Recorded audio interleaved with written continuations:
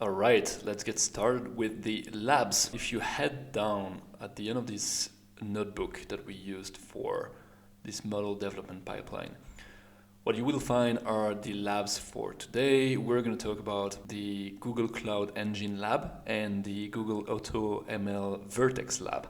This is going to be our first attempt to scale up things, to run our code in a more scalable environment, so that we can run large-scale processing like model development and things like this much faster and on much more data basically. And the first thing that we're going to need to be able to do that is we're going to need some kind of blob storage, quite different from, we needed a BigQuery to be able to keep our structured feature store in here. We're going to be needing something quite different for what we're going to do now. We're going to be needing a blob storage, so that we can play around, just store data in a very shapeless form without worrying too much about the data type, the kind of schema we keep this data in.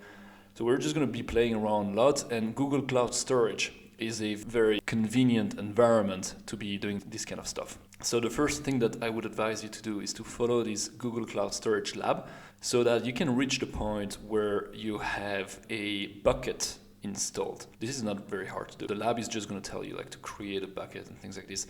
But what you want to have is a bucket installed where you're going to be able to do a bit of data I/O directly from your local environment and directly from the virtual environment that we're going to get started with right now. Once you create this bucket from Google Storage, what you can do is you can upload a bunch of files, you can upload a bunch of folders, and you can download them however you want. So it's pretty easy to do that directly from the user interface here. Pretty beautiful UI from Google Cloud.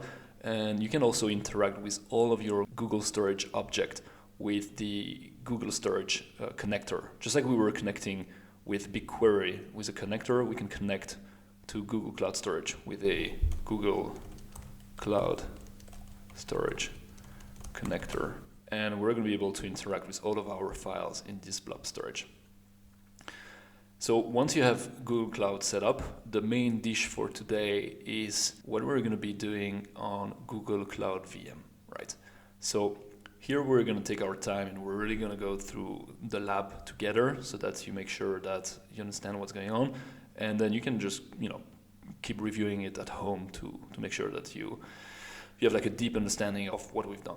But essentially, the lab is going to be structured as follows. We're going to come to our Google Cloud environment, and what we're going to do is we're going to go to the Compute Engine product that's offered by Google Cloud.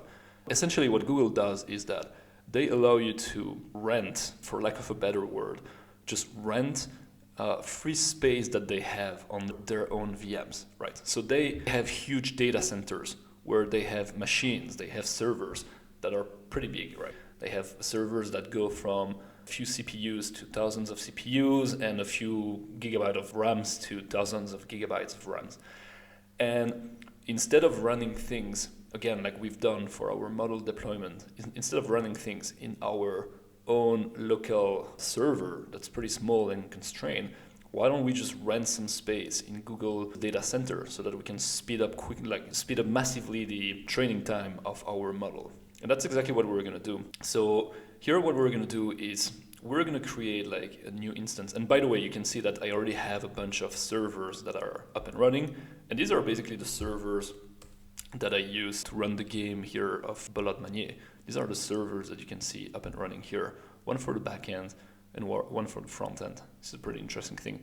The Blob multiplayer one is off right now, but we're going to create a new virtual machine, basically. And we can come up with like a pretty good name that's going to say, like, you know what, let's create a MLOps machine, and we're going to be running at scale all of the MLOps stuff that we want to run, like the model development.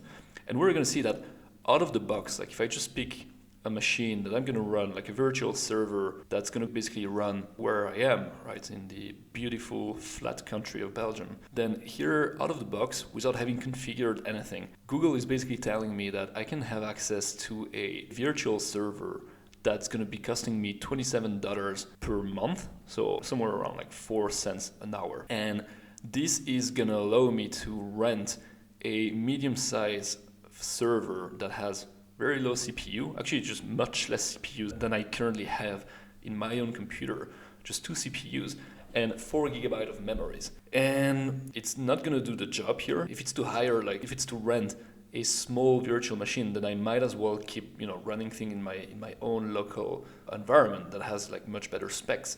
But things get very powerful when I move away from this preset kind of like small virtual machine and really like rent bigger kind of machines, some kind of 16 CPU and 64 GB of data, which is definitely gonna speed up significantly the training of my model, and I'm definitely going to be able to run on much bigger data set my model here, because I'm going to be able to store in memory 64 GB of data.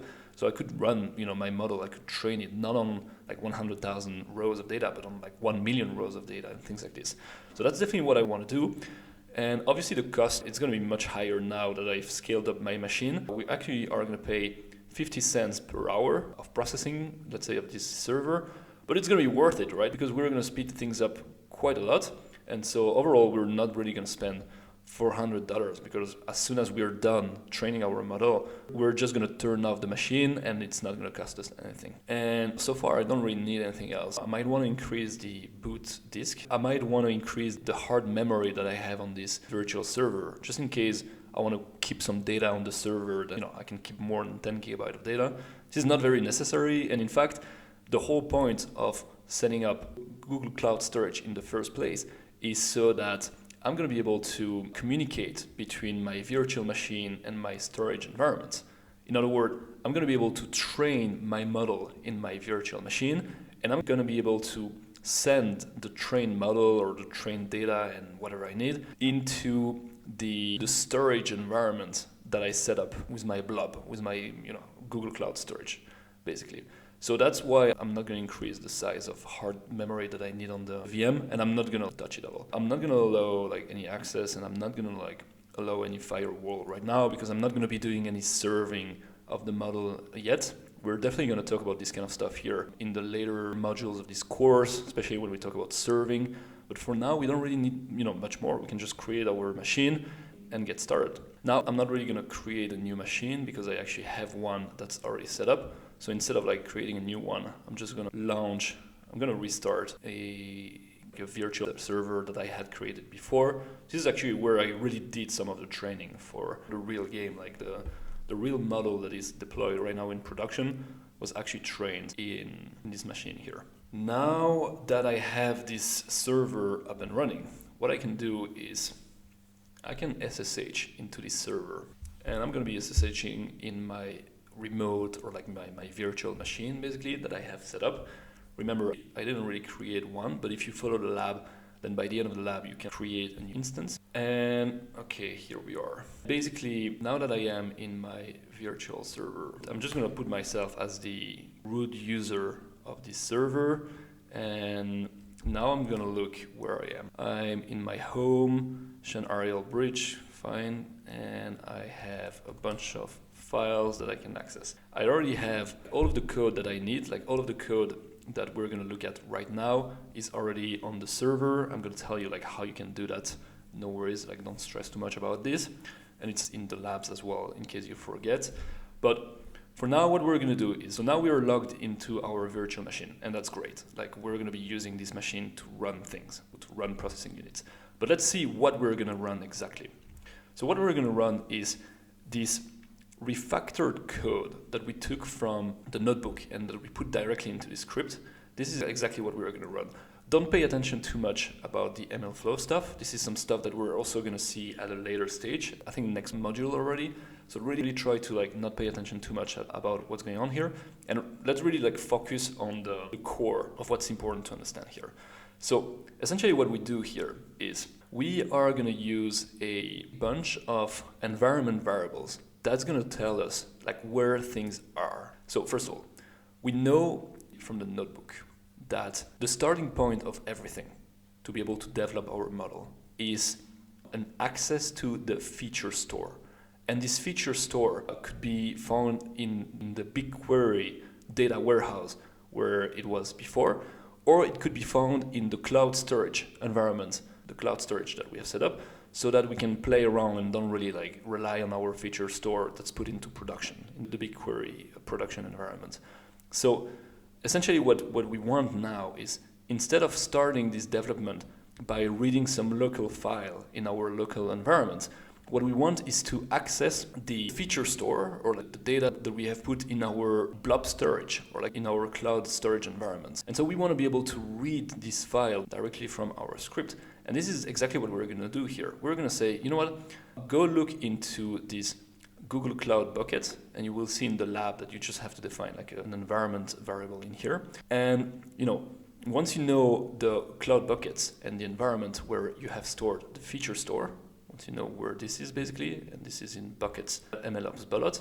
So once you have defined this, we're just going to say like the path to this feature store is this Google Cloud Storage named bucket that contains this file called featurestore.csv.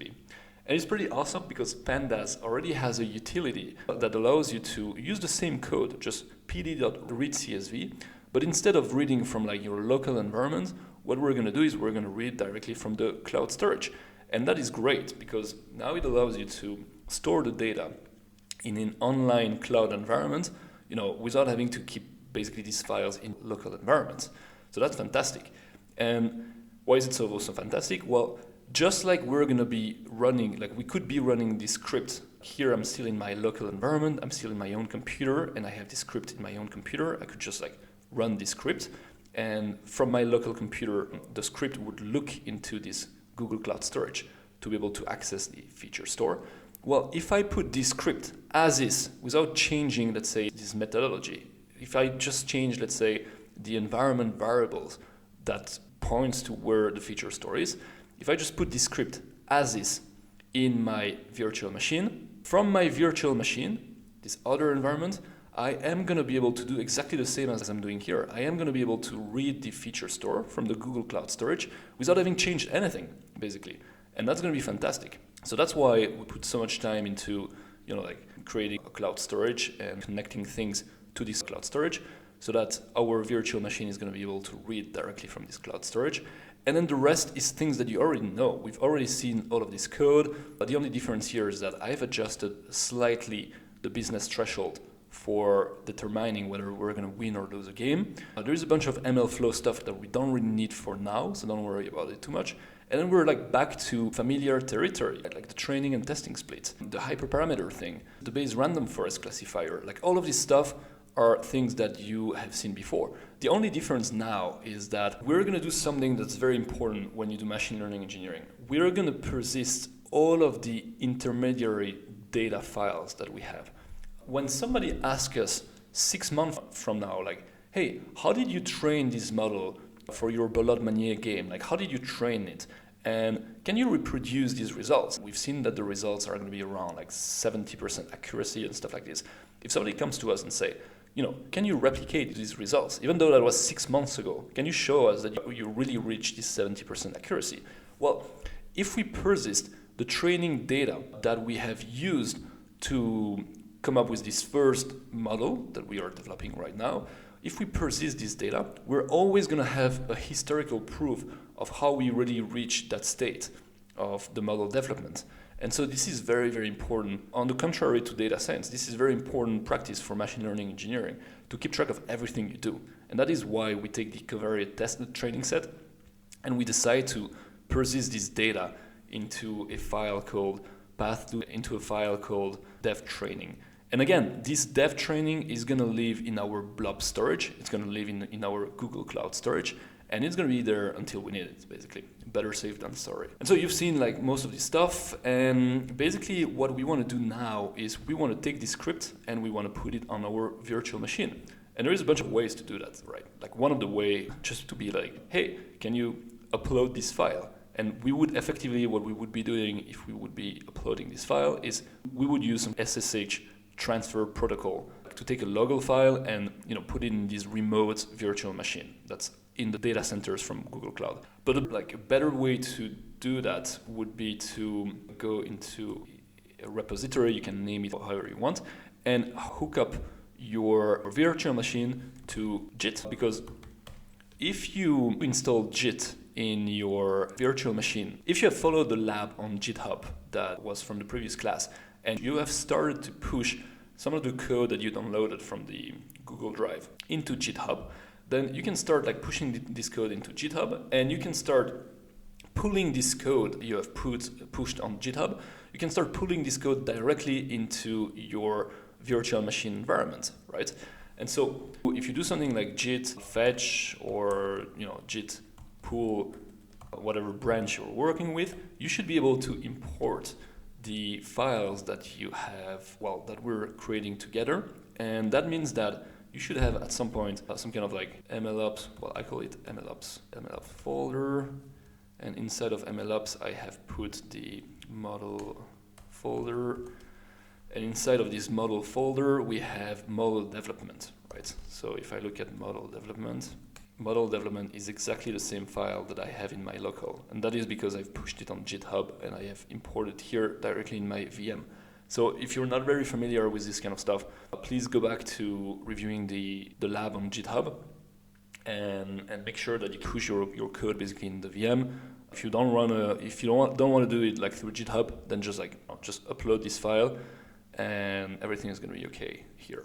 And so once you have this file, model development, once you have this file inside of your virtual machine, essentially what you can do is you can do something like Python model development, and things break. Why are things breaking? Oh yeah, of course. So remember how I start like every video that I do, I start by talking about the virtualized environment. Well, this is for a good cause. It's to kind of like force you to think about where you're running things. And right now I'm running in a virtual environment called Base, and this is maybe not the right environment to run things in. All right, so past Sean decided to create a MLOps virtualized environment, and we're going to follow that. Okay, looking much better. Now we're going to be able to run in this, and probably like now we're going to have pandas installed. So pip show pandas. All right, so we do have pandas installed in there.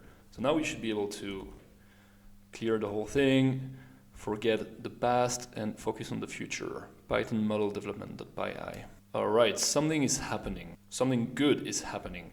Something like some kind of feeding of some data is happening right now in our virtual machine. We have 10 candidates totaling 50 fits.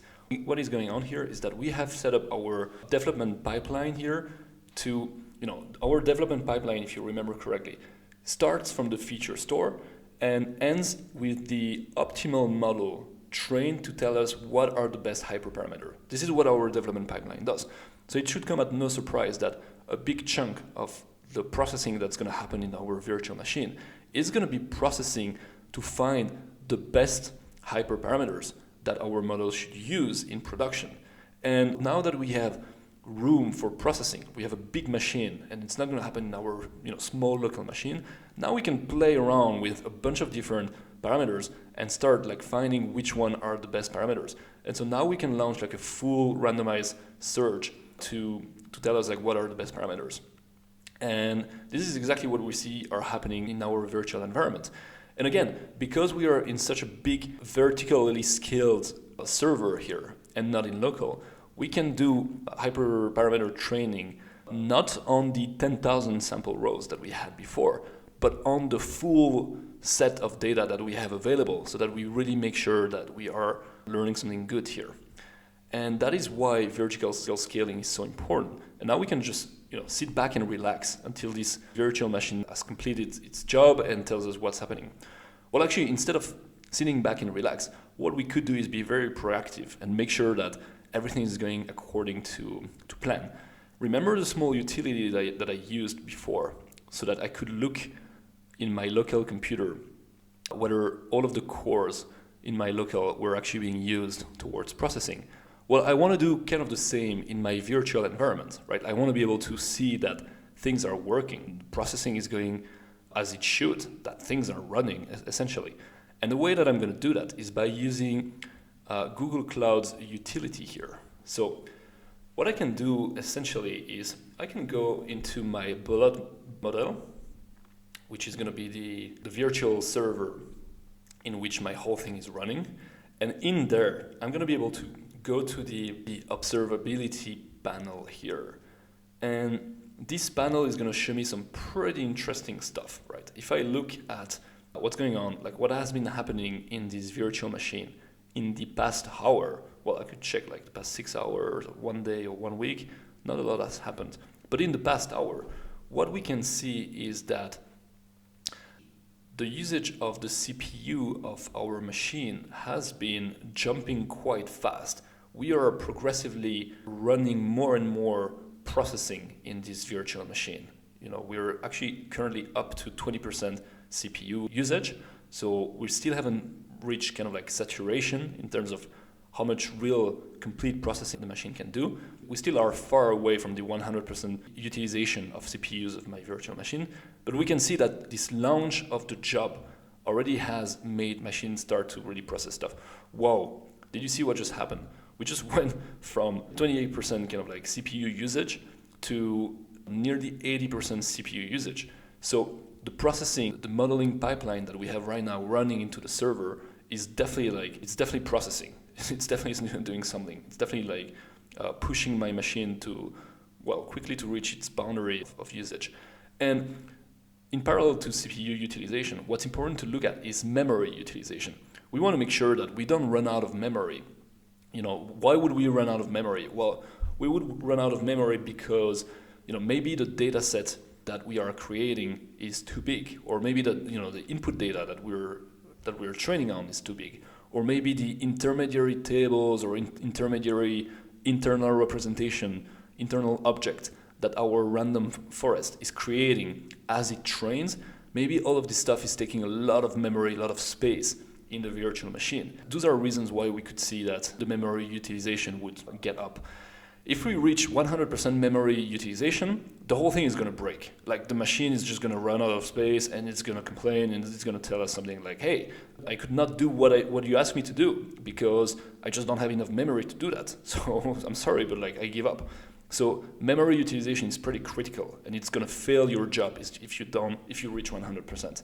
CPU utilization, you see that we have reached max capacity here. The machine is running at full CPU utilization. It's using all of its core to push on the job and to complete the jobs that we ask it to complete.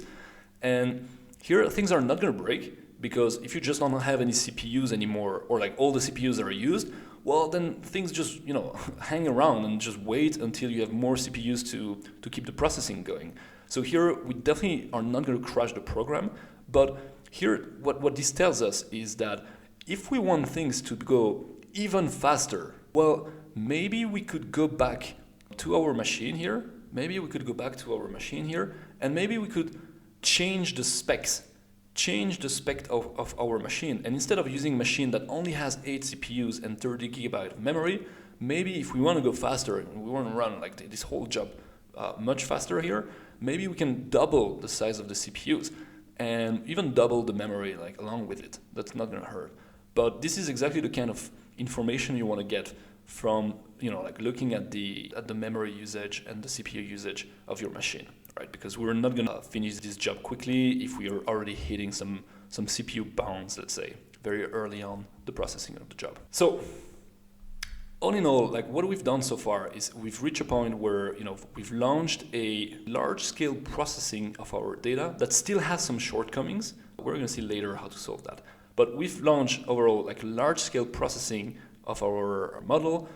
We've moved outside of our local environment, and we have we're in pretty good state, pretty good shape here, because if everything goes fine, and everything should go fine, we will be able to know quickly what are the best hyperparameters that we should provide to our Blob model. But one thing that I wanted to show you, and we're going to start back from the labs here. One thing that I want to show you is that a lot of the work that we have put into coming up with this first modeling, this first development model here, a lot of this work can be, in some sense, automated away, or kind of like, not really automated away, but like done by someone else, for lack of a better way of phrasing it. And this is where our good friend Vertex.ai comes into play. I don't know why I keep saying dot, like there's no dots, it's Vertex AI. And so essentially what we have here is we have a fully managed end-to-end machine learning system service that is provided by Google Cloud.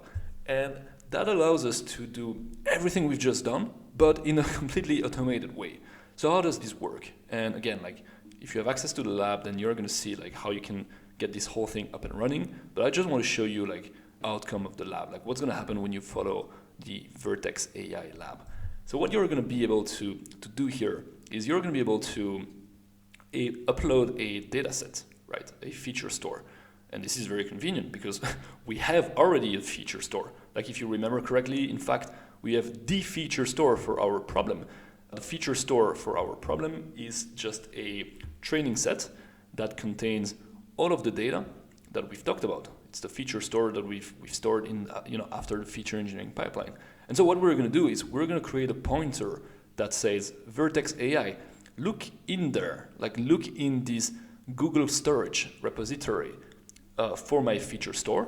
Just take this feature store, and from this feature store, just train a new model, right?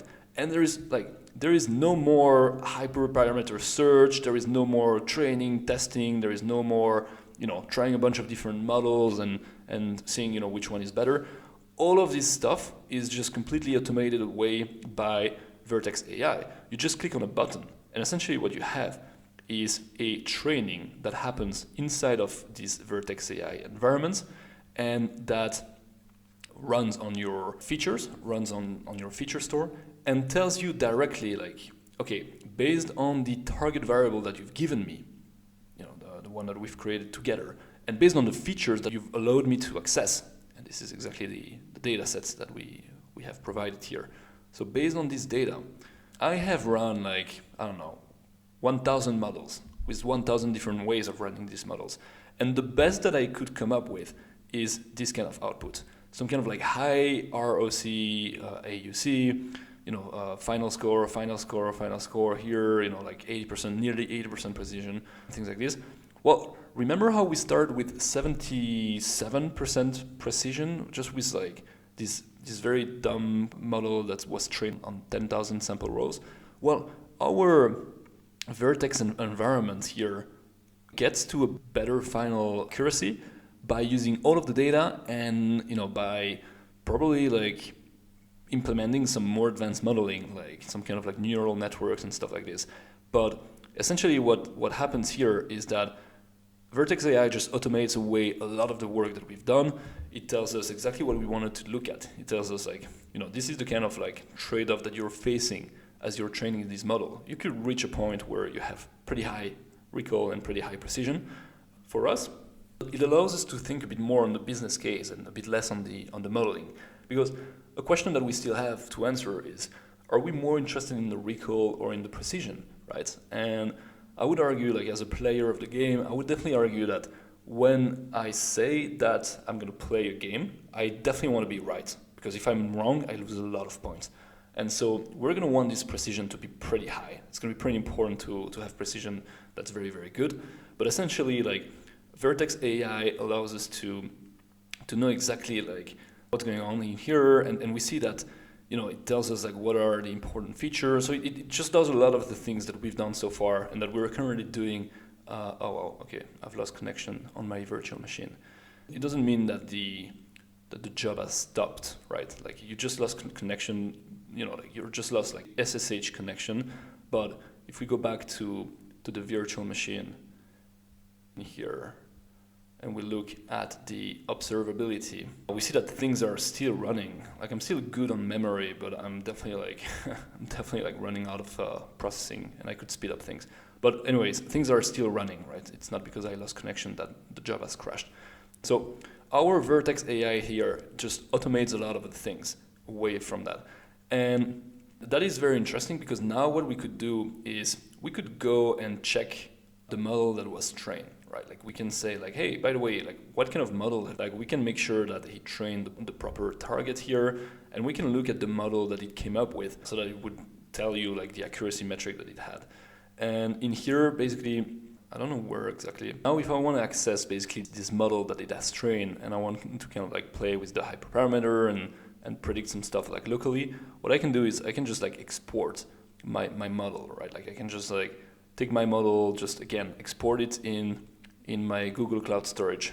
This is why I said at the beginning that creating your Google Cloud Storage blob is going to be very useful, because you can centralize all of the informal I/O between your services. And this is, you're seeing now, like things are paying off right now, because now we can just use our Google Cloud Storage for everything. So we're going to export our model inside of MLOps, and we can have access to it.